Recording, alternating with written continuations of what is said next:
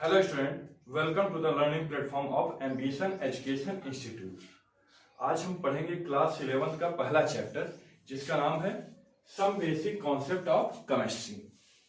Chemistry का सबसे पहला चैप्टर यही है। इसके अंतर्गत हम पढ़ेंगे रसायन विज्ञान, इसे हिंदी में कहते हैं। रसायन विज्ञान क्या होता है आपको पता होगा कि रसायन के अध्ययन को रसायन विज्ञान कहते हैं। रसायन के अंतर्गत क्या आता है वही आपको पता ही होगा। द्रव्य आता है, फिर उसमें यौगिक क्या होते हैं, पदार्थ क्या होते हैं, तत्व क्या होते हैं, शुद्ध तत्व क्या होते हैं, ये सारी चीजें हम एक एक करके डिटेल में पढ़ेंगे।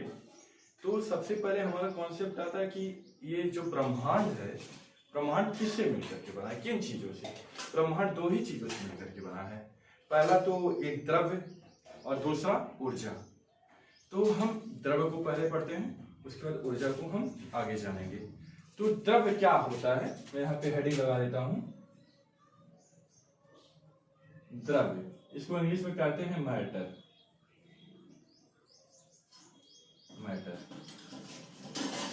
मैटर क्या होते हैं, यानी कि द्रव्य। हम इसे कह सकते हैं कि हम जितने भी चीजें हम देख रहे हैं अपने आसपास, इस ब्रह्मांड में जो भी चीजें हैं सारी कुछ द्रव्य से है। और ये ब्रह्मांड बना है तो सारा कुछ द्रव्य से मिलकर के बना होगा। द्रव्य और ऊर्जा जब दो ही चीजें हैं तो ऊर्जा तो दिखाई नहीं देता है, लेकिन द्रव्य जिसे हम देखते हैं तो इसका एक हम परिभाषा भी दे सकते हैं। मान लीजिए आपके सामने यहाँ पे मैं खड़ा हूं, मेरे हाथ में क्या है, मार्कर। ये मार्कर क्या है, द्रव्य है।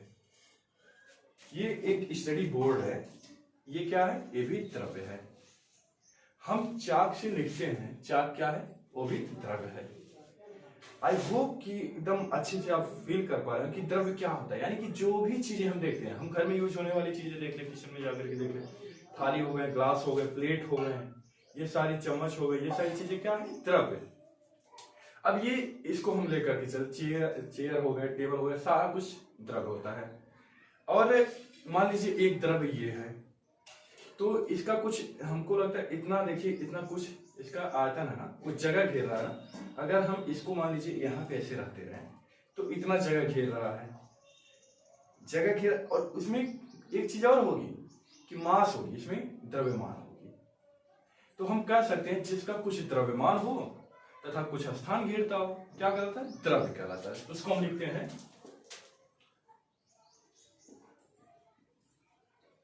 जिसका कुछ भार को द्रव्यमान कहते हैं, जिसका कुछ द्रव्यमान हो तथा स्थान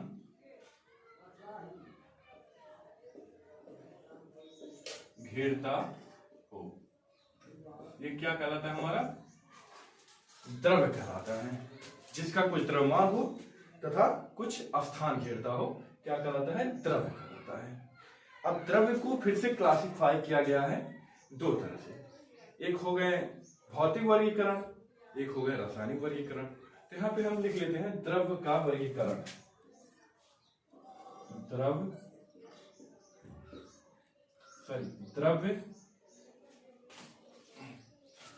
दूसरा चीज होता है, आगे हम पढ़ेंगे। द्रव्य हमें पढ़ना है, द्रव्य और द्रव्य में बहुत अंतर है, आप उसको समझिएगा। द्रव्य का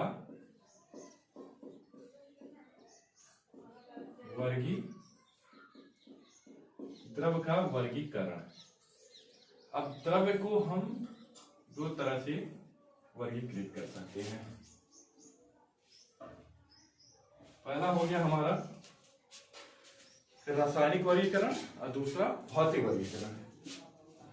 तो यहाँ पे हम पढ़ते हैं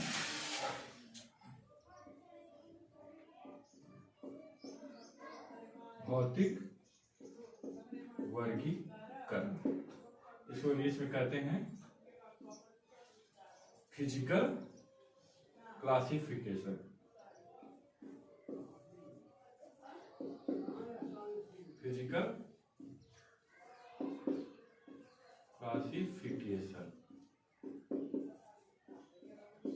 और इसे क्या कहते हैं, रासायनिक वर्गीकरण। रासायनिक यानी कि केमिकल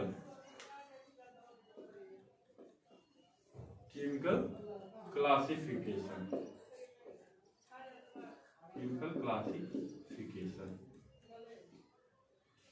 ठीक है। अब आगे हम पढ़ते हैं वर्गीकरण। जैसे कि रसायन विज्ञान के अध्ययन को सरल और सुगम बनाने के लिए उसे कई भागों में बांट दिया गया है।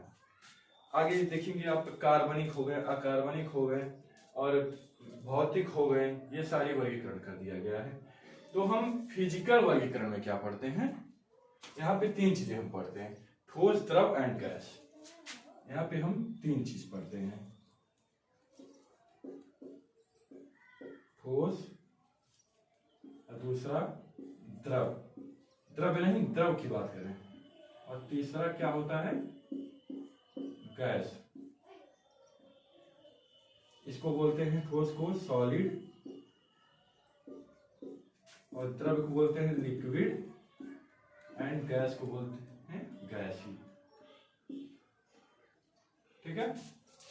अब और भी क्वेश्चन उठ सकते हैं सबके दिमाग में कि ठोस क्या होता है, द्रव क्या होता है, और गैस क्या होता है। और एक क्वेश्चन और आता है, ठोस को ठोस क्यों कहते हैं। इतना तो हम लोग बचपन से सीख रहे हैं। जिसका आकार आयतन दोनों ही निश्चित होता है ठोस कहलाता है, और जिसका आयतन निश्चित होता है परंतु आकार अनिश्चित होता है द्रव कहलाता है, और जिसका ना ही ठोस ना ही आयतन निश्चित होता है ना ही आकार, वो क्या कहलाता है, गैस कहलाता है। इतना तो ये सारी चीजें हम लोग बचपन से पढ़ते हैं, बट हम 11th में और ज्यादा और डिटेल स्टडी करते हैं। तो कुछ चीजें जैसे कि मान लीजिए एटम के रूप में कैसे इसको लिखते हैं, तो देखिए कुछ हम एटम बना रहे हैं। एक किसकी एटम है, ठोस की, और ये किसकी एटम है, लिक्विड की, और ये किसके एटम है, गैस की। ये सारी चीजें हम लोगों ने देखी। अब ये एटम किस प्रकार से एकदम घनिष्ठ होते हैं, किस तरह से एक दूसरे से चिपके रहते हैं, किस तरह से ये लूजली रहते हैं, किस तरह से ये बहुत दूर दूर एटम रहते हैं, ये हमें सीखना है और समझाना है। तो ठोस का क्या होता है, आकार और आयतन निश्चित होता है, क्योंकि जो ठोस, ये सारा खेल किस पे डिपेंड है, intermolecular force and intermolecular distance पे, यानी कि अंतरा आणविक दूरी और अंतरा आणविक बल पे डिपेंड है। जहां पे अंतरा आणविक बल ज्यादा होंगे वहां पे अणुओं की मध्य दूरी न्यूनतम होगी, यानी कि इंटरमॉलिक्यूलर डिस्टेंस बहुत कम होगा।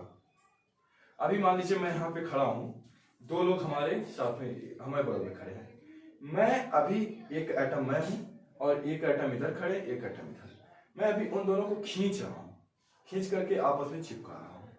तो अभी क्या कर रहा हूं, बल ज्यादा लग रहा है ना, फोर्स ज्यादा, इंटरमॉलिक्यूलर फोर्स यानी कि हिंदी में कहते हैं अंतरा आणविक बल, अंतरा आणविक बल ज्यादा लग रहा है, अंतरा आणविक बल ज्यादा लग रहा है।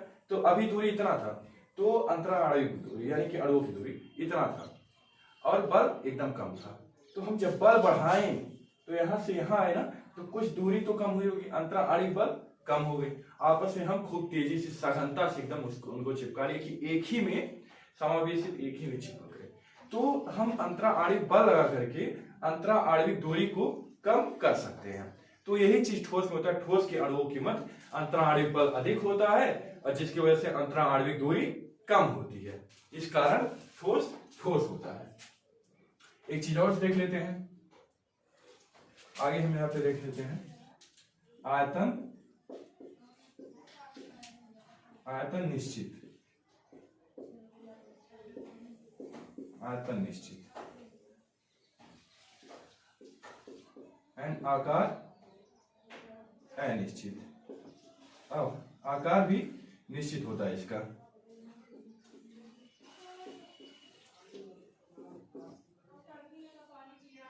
जिसका आकार आयतन दोनों ही निश्चित हो वो क्या कहलाएगा, ठोस कहलाएगा। अब आगे देखिए इसका, जिसका आकार अनिश्चित हो और आयतन निश्चित हो, यानी कि इसका आयतन, आयतन क्या है, निश्चित है, आयतन निश्चित है, आकार अनिश्चित है। हम आपको बताएंगे कि आकार कैसे अनिश्चित है। अनिश्चित। और इसका क्या होता है गैस का, देखिए इसका पार्ट है आयतन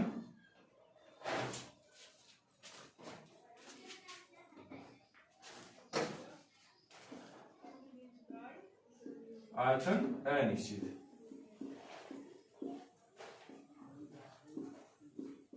अनिश्चित एंड आकार भी अनिश्चित होता है। आकार भी अनिश्चित होता है। अब आकार कैसे निश्चित होता है, कैसे अनिश्चित होता है, वो सारी चीजें हम आपको बता रहे हैं। देखिए ठोस में क्या होता है, इसका आयतन और आकार दोनों ही फिक्स होता है, निश्चित होता है। कैसे, ये देखिए मार्कर है, इसका जितना आयतन आज है उतना आयतन कल भी रहेगा, 6 महीने, साल भर, 1 साल, 2 साल, 5 साल बाद भी रहेगा उतना ही। और आकार इतना जगह अभी लेगा, इतना जगह हमेशा लेगा, 2, 3 दिन, 4 दिन बाद भी इतना है, इससे ना ही बड़ा या ना ही छोटा हो जाएगा।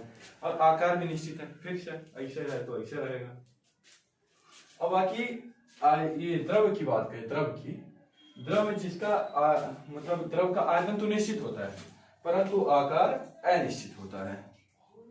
अब कैसे आकार अनिश्चित होता है, मान लीजिए एक ग्लास है, जैसे कि यहाँ पे मेरे पास एक ग्लास भी है, इसमें मान लीजिए 1 गिलास पानी रखा हुआ है, इसमें मान लीजिए 1 लीटर नहीं, मान लीजिए 250 ग्राम 250 ml इसमें क्या आ रहे हैं, द्रव आ रहे हैं। तो आज इसमें 250 ml है, अगर हम इसको किसी और बर्तन में, मान लीजिए कोई बॉटल है उसमें अगर हम डाल दें तो उसमें कितना रहेगा, उतना जितना इसमें 250 ml है तो उसमें डालेंगे तो भी 250 ml रहेंगे। किसी बाल्टी में अगर हम इसी चीज को डाल दें तो भी कितना है 250 ml, मतलब किसी भी चीज में डालें वो 250 ml ही रहेगा, आयतन फिक्स रहेगा। लेकिन आकार अनिश्चित कैसे है, क्योंकि अभी ग्लास के आकार में था और जब हम उसको बाल्टी में डालें तो बाल्टी का आकार ले रहा है, तो आकार अनिश्चित है ना, जिस भी पात्र में डालते उसी का आकार ले लेता है वो, लेकिन आयतन थोड़ी ना बदल रहा है। और आगे देखिए गैस में ना ही आकार निश्चित होते हैं ना ही आयतन निश्चित होते हैं। एक मान लीजिए सेंट क्या होता है, गैस ही होता है, यानी कि एक परफ्यूम वगैरह, तो उसको हम मान लीजिए एक इतने बड़े डिब्बे में भर करके रख सकते हैं और रहता ही है इतने बड़े डिब्बे में। अगर अभी इतना ही उसका आकार है, उतना आयतन है और उसका आकार लिया हुआ है, अब हम लोगों ने क्या किया, उसका वो ऊपर से कैप हटाया और ऐसे खोल दिया और पूरे कमरे में फैल गया। अब पूरे कमरे में फैल गया तो अभी किसका आकार ले लिया, कमरे में फैल गया, कोई आकार नहीं है उसका, कोई इधर मोशन कर, कोई इधर, एकदम जिगजैग मोशन, एक डायरेक्शन में तो प्रॉपर चल नहीं रहे हैं। और दूसरा क्या होता है कि फिक्स नहीं होता है, एक डिब्बे में था तो कमरे में फैल गया, तो उसका ना ही आकार डिफाइन करते हैं ना ही आयतन डिफाइन करते हैं, तो ये क्या कहलाता है, गैस कहलाता है। अब आगे हम पढ़ेंगे गैस ठोस क्यों होता है, गैस क्यों होता है और द्रव क्यों होता है। मैं इतना आपको ओवरव्यू दिया हूं इस चैप्टर का। आगे चलिए देखते हैं हम रासायनिक वर्गीकरण को फिर से 2 टाइप में यानी कि 2 टाइप में वर्गीकृत किया गया, क्लासिफाई किया गया है।